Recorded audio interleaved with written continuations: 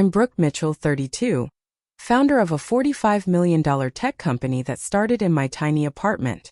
4 years I've secretly paid my parents' bills, mortgage, and more. Last week, when I finally revealed my success, my father's face contorted with rage. "Get out, you lowlife," he screamed, despite the checks I'd been writing. They had no idea about my wealth or the beach house waiting for me in Florida. I simply nodded, said okay, and walked away. Sometimes silence speaks louder than arguments. Before I share my journey from rejection to vindication, let me know where you're watching from in the comments and hit that subscribe button to join me through this emotional roller coaster. I grew up in Lakewood, a small Midwestern town where success was measured by degrees hanging on walls. My father, Kenneth Mitchell, wasn't just any academic. He was a tenured professor of economics at Lakewood University, respected throughout the state for his published research. My mother, Deborah, ruled Lakewood High School as its principal, known for her strict adherence to educational standards and traditional values. Together, they created a household where achievement wasn't celebrated, it was expected. From my earliest memories, dinner conversations revolved around academic pursuits. "Brooke, Eleanor got another A+ on her calculus exam. What happened with your B in algebra?" My father would ask, not even trying to hide his disappointment. Eleanor, my sister, was 4 years older and seemingly perfect. Straight A's, debate team captain, and eventually acceptance to medical school. The path in our family was clear and non-negotiable. Excel academically, attend a prestigious university, pursue a professional degree, and enter a respected field like medicine, law, or academia. Entrepreneurship wasn't just discouraged, it was practically forbidden. Yet something inside me marched to a different rhythm. While Eleanor memorized anatomy charts, I was setting up a craft stand at age 10, selling handmade friendship bracelets to neighborhood kids.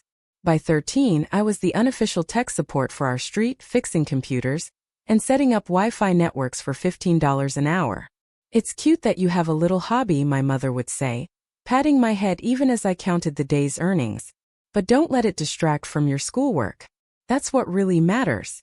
My father was less gentle. "Peddling trinkets won't get you into Princeton," he'd scoff, barely glancing at the business cards I'd designed. "This phase needs to end before college applications." Each family gathering became a celebration of Eleanor's traditional success. When she was accepted to medical school, my parents threw an elaborate party, inviting colleagues and family friends. Following in the true Mitchell tradition of excellence, my father toasted while I sat quietly in the corner, designing a website for a local business on my laptop. The contrast couldn't have been clearer when that same year, I won a regional young entrepreneurs competition. My parents didn't attend the ceremony.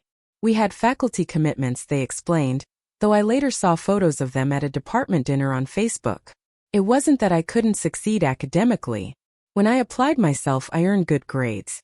But sitting in classrooms discussing theoretical concepts felt suffocating when I could be out in the world, testing real business ideas, learning through action rather than textbooks. By senior year of high school, the pressure reached its peak. College applications spread across our dining table, while my father hovered expectantly. "Northwestern has an excellent economics program," he suggested, pointing to the application. "Or perhaps Yale.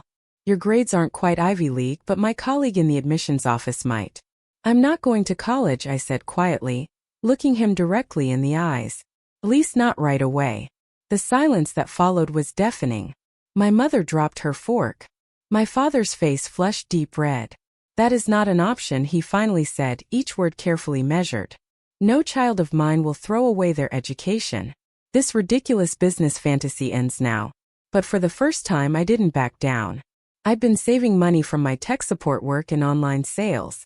I had a business plan drafted, connections with local entrepreneurs, and a burning determination that no classroom could contain.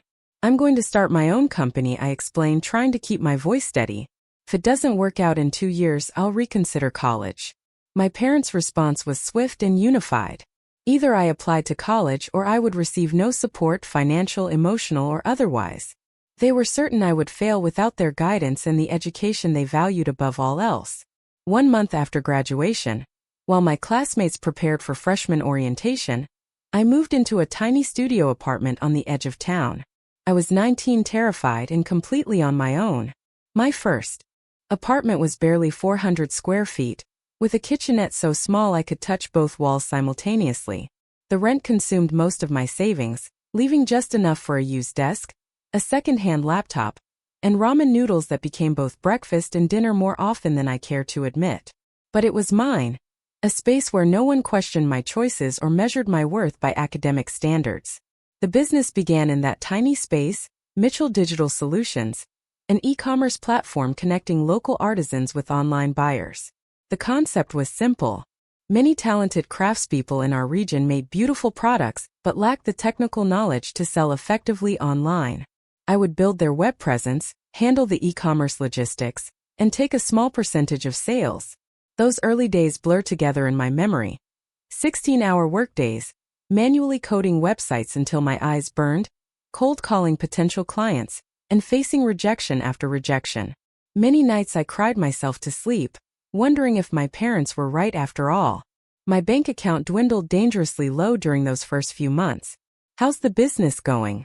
My mother would ask during our increasingly rare phone calls, the quotation marks around business practically audible. The community college still has late enrollment options.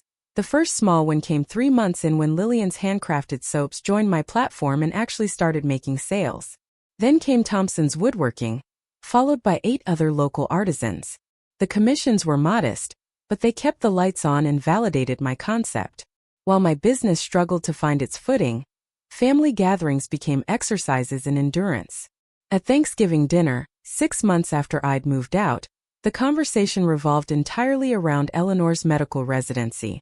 "Dear William says Eleanor has the steadiest hands in the program," my father announced proudly, serving the turkey.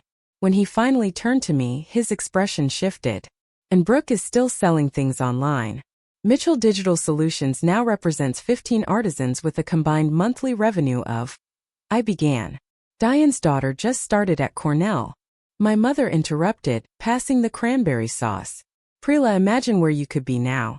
It was at a local business networking event that I met Margaret Weber, founder of a successful software company, and the first person who didn't immediately ask where I went to college. Instead, she asked insightful questions about my business model, user experience, and scaling strategy. "You've got good instincts," she told me over coffee the following week. "But your current model has limited growth potential. Have you considered the B2B space?" Under Margaret's mentorship, Mitchell Digital Solutions pivoted. Rather than focusing solely on artisan products, we began developing custom software solutions for small businesses. Appointment scheduling systems, inventory management, customer relationship tools. These products required more complex development, but commanded higher prices and created recurring revenue through maintenance contracts. By year 3, I had 5 employees working from a small office downtown. Our client list had grown to over 30 businesses, and for the first time I was paying myself a consistent salary. It wasn't wealth by any standard, but I no longer counted pennies at the grocery store. My family remained unimpressed. At Christmas that year, Eleanor announced her engagement to another doctor. My parents beamed with pride, immediately discussing wedding venues and guest lists. When conversation briefly turned to my work, my father's dismissal was swift. "Brooke helps businesses with their computers," he explained to relatives, as if I ran a one-person IT help desk rather than a growing software company. Later that evening, I overheard my mother talking to Aunt Patricia in the kitchen. "We're still hoping she'll come to her senses," she whispered. "Such a waste of potential, no degree, no professional network, just selling things online." I bit my tongue, knowing that trying to explain the complexities of custom software development or our growing client base would fall on deaf ears. In their world, success without academic credentials simply didn't compute. The final insult came during Eleanor's extravagant wedding, where I was seated at the distant relatives' table far from my immediate family. During his speech, my father praised his accomplished daughter, the doctor, and her equally accomplished husband before raising his glass. He never once acknowledged his other daughter sitting in the corner, the one whose company had just landed its first 6-figure contract. On the drive home, I made a decision. I would stop seeking their approval. My company would succeed or fail on its own merits, and I would measure my worth by my own standards, not theirs. That resolution would be tested sooner than I expected, when my father called the following month with, News that would dramatically reshape our family dynamics. The breakthrough came in my 4th year of business, when Northland Retail, a regional chain with 43 locations, approached us about developing an inventory management system. Their existing software was outdated, causing inefficiencies across their operations. This wasn't just another small business client. This was the kind of contract that could transform Mitchell Digital Solutions overnight. They're considering several vendors. James Parker, my lead developer, warned. Companies much larger than us. Then we'll work harder than all of them, I replied, already mentally preparing for sleepless nights ahead. For 3 weeks, my team and I worked around the clock, developing prototypes, crafting presentations, and refining our pitch. When we finally presented to Northland's executive team, I could feel my heart pounding as their CTO asked pointed technical questions. You're a small operation, he noted, reviewing our company profile. What happens when we need support at 2 a.m. on a Saturday? I'll personally answer that call, I said without hesitation. And I'll keep answering until your issue is resolved. 2 days later, Northland signed a $450,000 contract with Mitchell Digital Solutions. That night, I took my entire team out for dinner, the first real celebration in the company's history. The Northland success opened doors. Suddenly, businesses were coming to us referred by satisfied clients. We expanded to 15 employees and moved to a proper office in the downtown business district. Our annual revenue crossed the $1 million mark, and for the first time, I allowed myself to believe that I had created something truly sustainable. It was during this upswing that I received an unexpected call from my mother. Your father's been let go, she said, her voice uncharacteristically shaky. University budget cuts. They're eliminating his entire department. At 58, my father was too young for retirement, but faced dismal prospects in academia where tenure-track positions were vanishing. My mother continued, hesitation in her voice, and I've been having these headaches. The doctor wants to run some tests. Our insurance isn't great with the deductibles. The implications were clear. My proudly self-sufficient parents were in financial trouble. Despite years of dismissing my career choices, they now faced uncertainty while my business thrived. How much do you need? I asked simply. Through a complicated arrangement involving my company's lawyer and a trust, I began covering my parents' mortgage payments without their direct knowledge. They believed a university separation package was providing temporary relief. Similarly, when my mother was diagnosed with a condition requiring specialized treatment not fully covered by insurance, I established a medical assistance fund through my lawyer that paid the bills directly. My father eventually found part-time teaching work, but it paid a fraction of his former salary. To supplement this, I created a shell consulting company that hired him to review educational content for business training materials, work that was unnecessary but provided him with dignity and a paycheck. When Eleanor's twins were born, their education funds appeared mysteriously in newly created accounts, courtesy of an investment from a family friend that was actually my contribution. All the while, I maintained a modest lifestyle despite my growing wealth. I drove a practical car, lived in a comfortable but unassuming apartment, and gave vague answers about my company's success. The charade required careful management, separate phone lines for family and business, redirected mail, and an elaborate web of trusts and shell companies to obscure the financial support I provided. The business is doing fine, I would say during family dinners, downplaying our rapid expansion, and the fact that we now served clients across 3 states. My mother would nod absently, that's nice, dear, before turning to Eleanor to discuss her twins' developmental milestones or her husband's latest medical publication. The psychological toll of this double life grew heavier. In business settings, I was Brooke Mitchell, confident CEO of a thriving tech company profiled in regional business publications with strict instructions to exclude photos or personal details. At family gatherings, I was still the disappointing daughter who had chosen a hobby over proper education. After a particularly successful quarter, I finally allowed myself one visible indulgence, a beautiful beach house in Sarasota, Florida. I justified it as both an investment and a necessary sanctuary. Somewhere I could be my authentic self, away from the judgmental eyes of my family and the pressures of running a growing company. Just a rental property investment, I explained on the rare occasions family members inquired about my increasing absences during winter weekends. As Mitchell Digital Solutions approached its Eighth year, our team had grown to over 200 employees with a valuation approaching $45 million. We had developed an AI-driven analytics platform that was revolutionizing how small and medium businesses handled customer data, and acquisition offers from larger tech companies had started arriving with alarming frequency. Through it all, my family remained oblivious to my success, even as they grew increasingly dependent on my covert financial support. My father, while accepting the mysterious consulting income, began making snide remarks about my work. Still playing with computers? He asked during a family dinner shortly after I turned down a $30 million acquisition offer. Eleanor's hospital just named her department head. My mother nodded proudly. The youngest in the hospital's history, Eleanor herself had begun noticing discrepancies in my carefully constructed facade. Interesting watch, she commented, eyeing my wrist during a holiday gathering. That looks like the new Cartier. Aren't those around $8,000? Just a good replica, I lied, mentally kicking myself for the oversight. The exhaustion of maintaining this charade while supporting my unappreciative family finally reached a breaking point. As we approached another Thanksgiving, I made a decision. It was time for the truth. No more hiding, no more secret support, no more diminishing my achievements to protect fragile egos.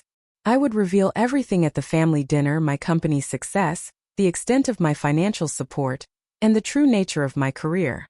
After years of judgment, I was finally ready for my family to see me for who I really was. I never anticipated just how catastrophic that revelation would be. By our 6th year, Mitchell Digital Solutions had evolved far beyond its humble beginnings. What started as a simple e-commerce platform had transformed into a technology powerhouse specializing in AI-driven analytics. Our flagship product, Insight Edge, revolutionized how businesses understood customer behavior, turning complex data into actionable intelligence that even small companies could leverage. The market response was extraordinary. Our client list expanded exponentially, with companies willing to pay premium prices for access to our proprietary algorithms. Revenue soared, and suddenly I found myself leading a company valued at $45 million, a number that sometimes felt surreal even to me. Tech giants took notice. First came the partnership inquiries, then the acquisition offers. The initial bid from Silicon Sphere Technologies, $22 million, left me speechless. 6 months later, Datafront upped the ante to $30 million. I turned them all down, much to the confusion of some team members. That's life-changing money, said Gregory, our operations director, after I declined the third offer. Why not cash out? The truth was complex. This company wasn't just a business to me. It was vindication. Proof that traditional education wasn't the only path to success. Selling felt like surrendering a piece of my identity. Beyond that, I genuinely believed our best innovation still lay ahead. While the company flourished, I maintained a grueling balancing act with my family. The financial support I provided had grown substantially over the years. My father's consulting salary now matched his former professor's income. My mother's medical treatments, some experimental and entirely uncovered by insurance, were paid in full through my hidden channels. Eleanor's children attended exclusive private preschools courtesy of their scholarship funds. All this generosity remained cloaked in elaborate financial structures designed to protect my family's pride while hiding my success. The irony wasn't lost on me. I was simultaneously the family disappointment and their anonymous benefactor. Regional Innovator Award goes to Mitchell Digital Solutions. Read the Business Journal headline that made me simultaneously proud and anxious.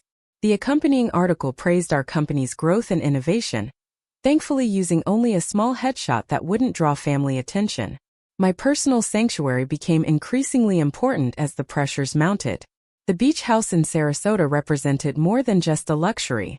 It was the one place where I could be completely authentic.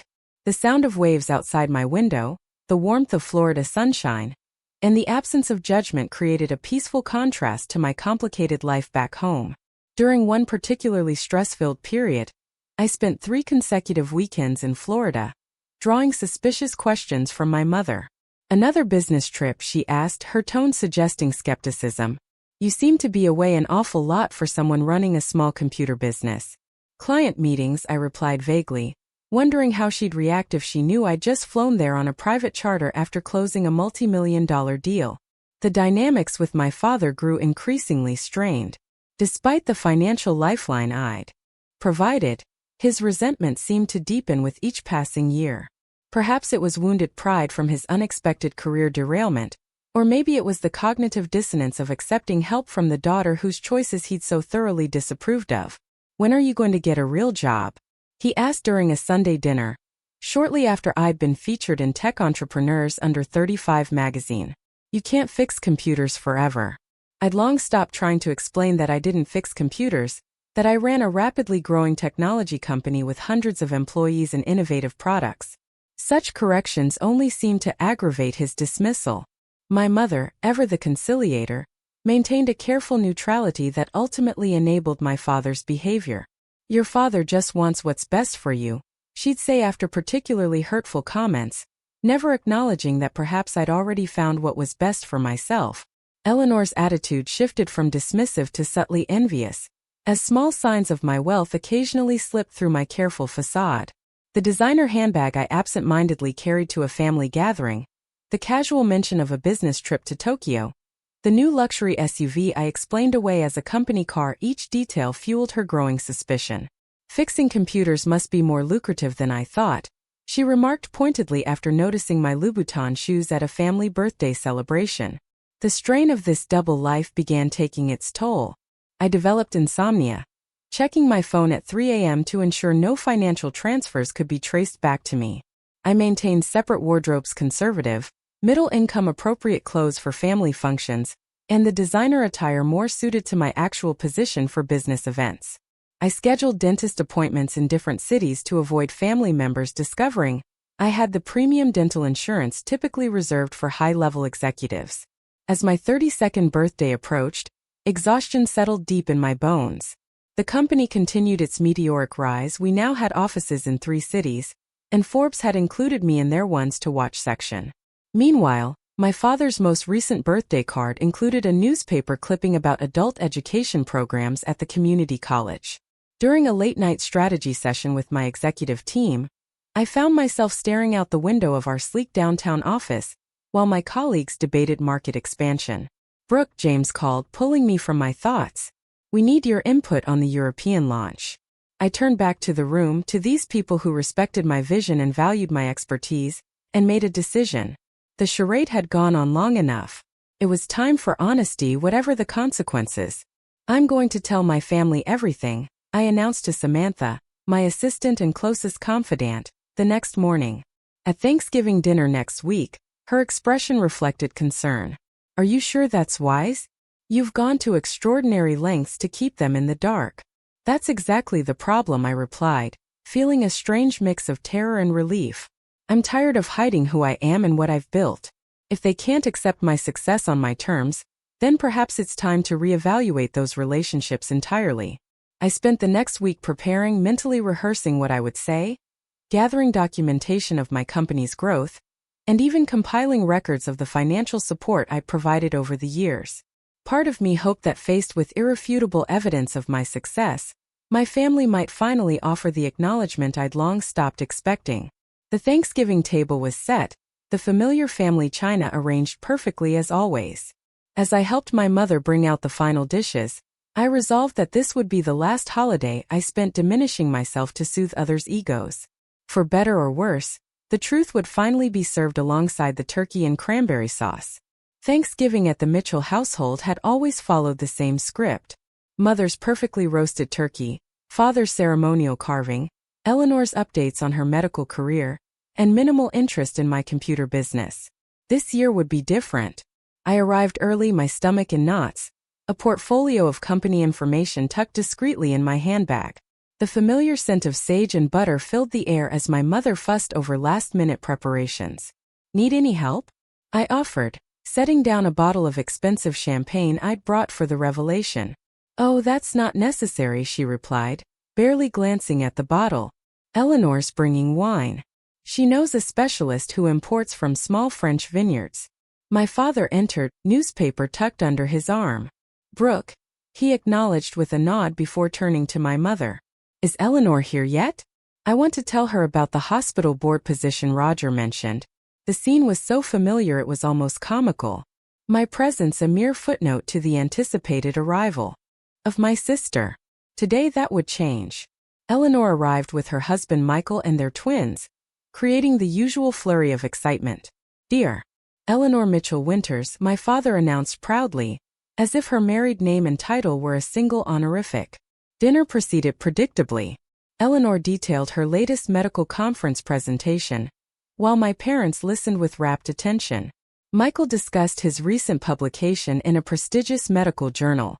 The twins' preschool achievements were meticulously catalogued. When the conversation finally lulled, I took a deep breath and reached for the champagne. I thought we might celebrate something today, I said, my voice steadier than I expected. Oh, my mother looked confused. Is there an occasion we've forgotten? Actually, yes. I poured myself a glass of courage.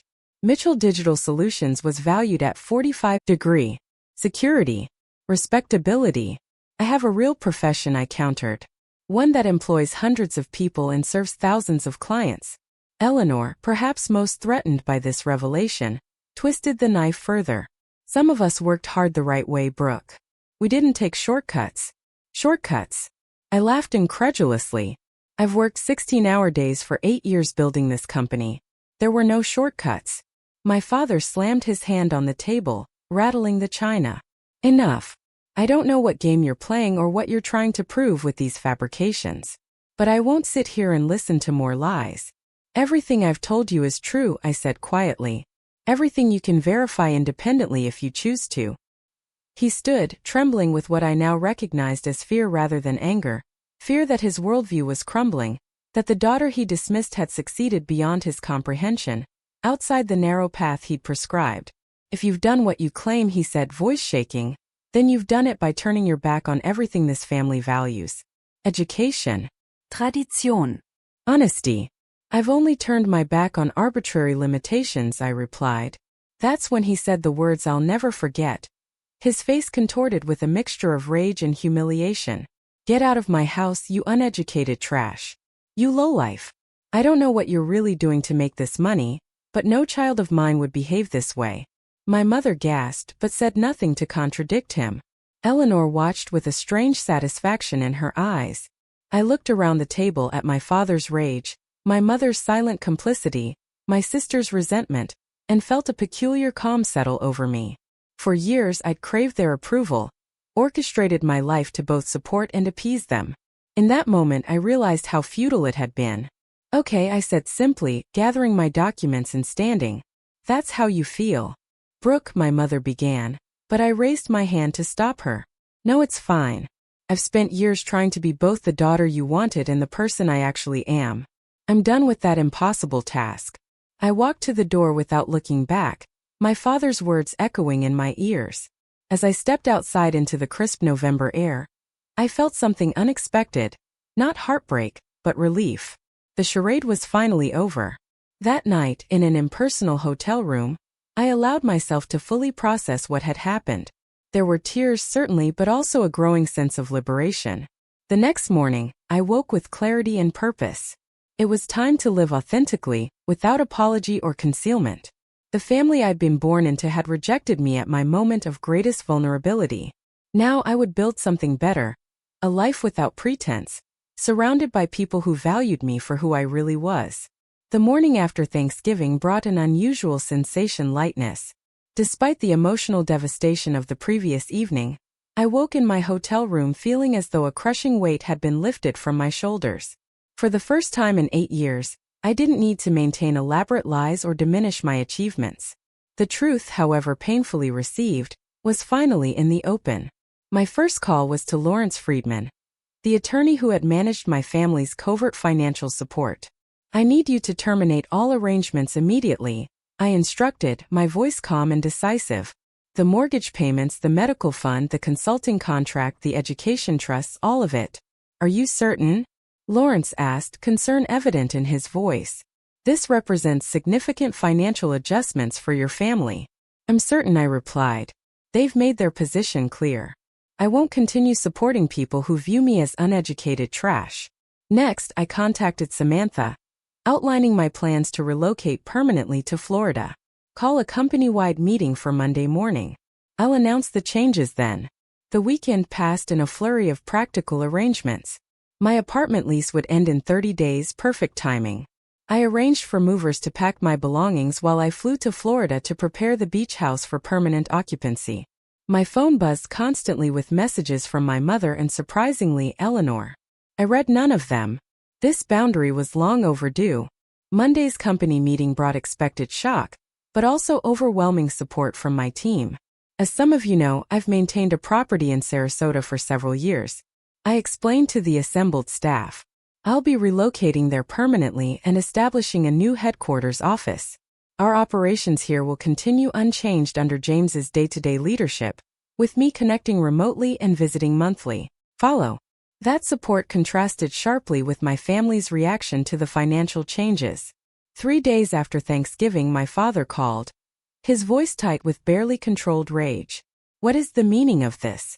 He demanded without preamble. The bank says our mortgage payment was declined. My consulting contract is suddenly terminated. Yes, I confirmed calmly. I've ended all financial support, effective immediately. You can't do this. He spluttered. Your mother's treatments. I interrupted. You made it abundantly clear that you want nothing to do with my low-life money. I'm respecting your wishes. He began backpedaling immediately. Now, Brooke, you misunderstood. I was upset, but family is family. Exactly. And family doesn't call family uneducated trash. Family doesn't dismiss 8 years of hard work as criminal activity. Family supports each other's different paths instead of demanding conformity. The call ended with his threats to contest the financial changes. Empty threats. As Lawrence assured me, all arrangements had been legally structured to allow termination at my discretion. The calls and messages continued, evolving from angry demands to desperate pleas. As my family faced the reality of their financial situation, my mother's tearful voicemails detailed her medical concerns. Eleanor's messages turned from condescending to conciliatory, suddenly interested in my impressive business acumen. I read and listened to them all but responded to none for the first time. I was prioritizing my own well-being over their demands and expectations. Florida welcomed me with warm sunshine and fresh possibilities. My beach house, previously a weekend escape, became a true home. I redecorated, replacing the impersonal vacation decor with meaningful art and comfortable furnishings that reflected my actual taste, rather than the modest aesthetic I'd maintained for appearances. The new Mitchell Digital Solutions office opened in downtown Sarasota within 6 weeks. A modern space with ocean views and an open concept design that encouraged collaboration. Several key team members relocated, while others embraced the hybrid arrangement. Freed from the constant anxiety of discovery, I found myself engaging more authentically with my new community. I introduced myself to neighbors as the CEO of a successful tech company rather than vaguely mentioning work in computers. I joined local business organizations and began building genuine connections. At a beach cleanup event, I met Ethan Reynolds, an environmental engineer who asked thoughtful questions about my company without a hint of skepticism about my credentials or success. That's fascinating work, he said when I explained our analytics platform. Have you considered applications for environmental data modeling? There's tremendous potential there. Our conversation flowed easily, touching on business, environmental science, and our shared love of kayaking.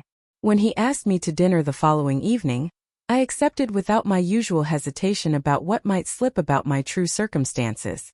I'd love to, I said simply, realizing how refreshing it felt to enter a relationship with complete transparency from the start.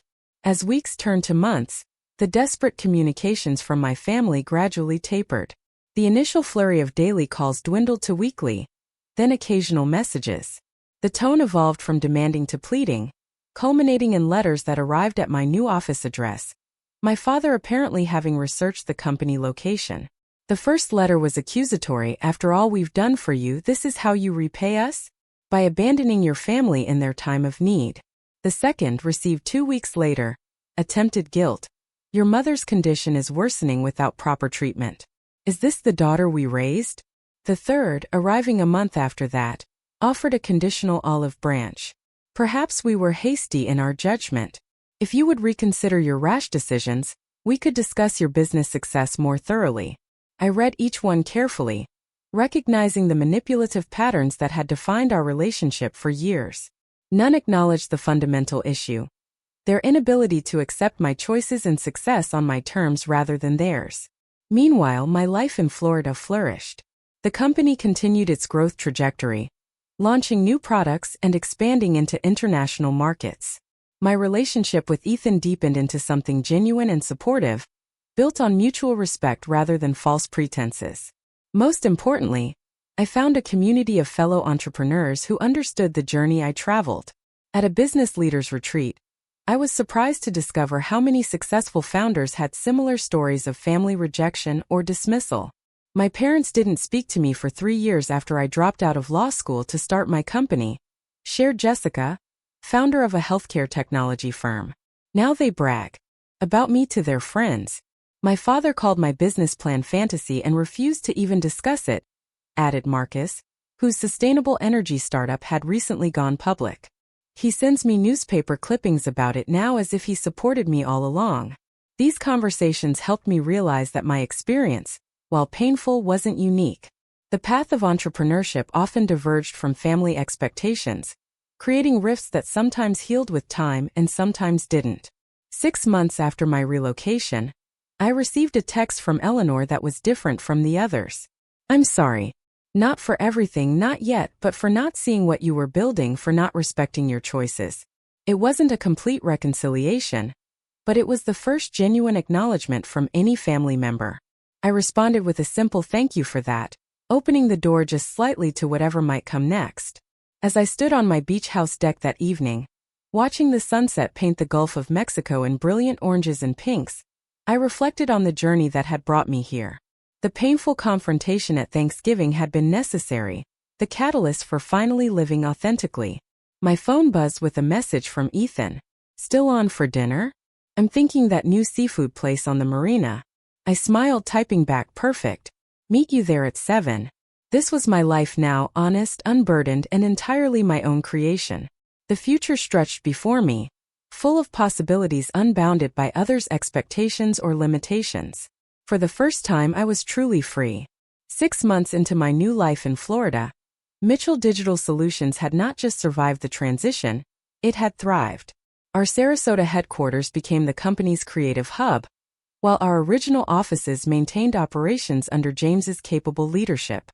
Our valuation had climbed to nearly $60 million, with interest from venture capital firms seeking to fuel further expansion. But the true transformation wasn't in business metrics, it was personal. Walking into our waterfront offices each morning, I no longer carried the burden of maintaining elaborate facades or diminishing my achievements.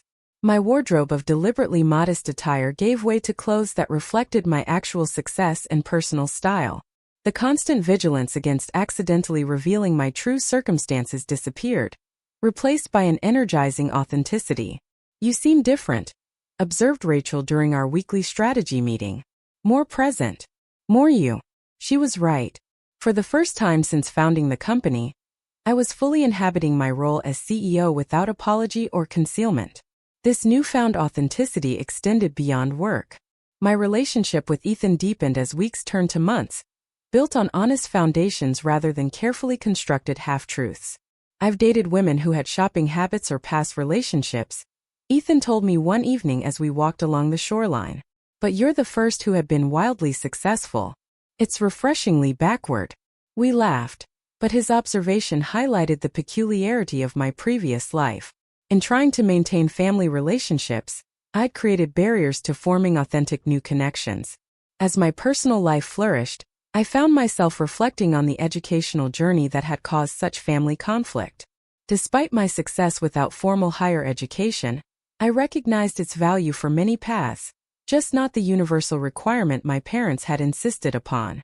This realization inspired the Mitchell Innovation Scholarship, a foundation providing funding to entrepreneurs regardless of educational background. Whether college graduates, trade school attendees, or self-taught innovators, recipients shared one qualification: a brilliant business concept, and the determination to execute it.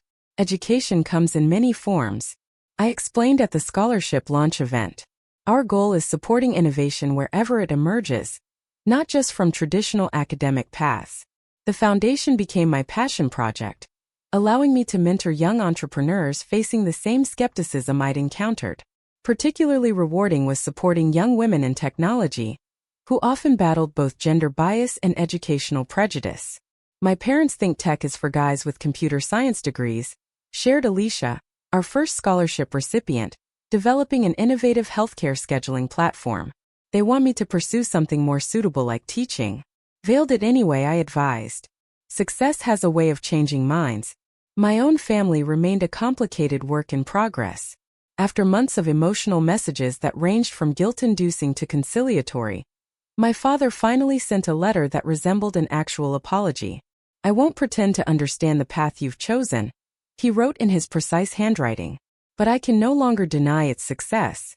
My reaction at Thanksgiving was unworthy of both of us. The words I spoke came from fear and pride, not truth. I am sorry for that, though I understand if that apology comes too late. It was the first communication that didn't include demands for resumed financial support or conditions for reconciliation. I read it several times, recognizing the difficulty such an admission must have cost him. After careful consideration, I sent a measured response. "Thank you for your letter." The words hurt deeply, but more painful was the lifetime of dismissal that preceded them. "I'm building a life based on mutual respect and support. If you're interested in being part of that life, it needs to be on those terms." We weren't reconciled, but a door had opened slightly. My mother called soon after, her voice tentative and unfamiliar without its usual certainty. "We've had to make many adjustments," she explained, referring to their financial situation. "Your father is teaching more classes at the community college. I've returned to work part-time in school administration." I listened without offering solutions, allowing them the dignity of managing their own circumstances just as I had when they offered no support for my early business attempts. This wasn't revenge. It was establishing healthy boundaries that should have existed years earlier. Eleanor and I established a cautious communication pattern. Her initial apology text evolved into occasional phone calls. Awkward at first, but gradually more genuine. The competitive dynamic that had defined our relationship since childhood slowly transformed into something resembling mutual respect. The twins asked about their entrepreneurial aunt yesterday. She mentioned during one call, "Apparently Jacob wants to start a lemonade stand and thinks you're the expert to consult."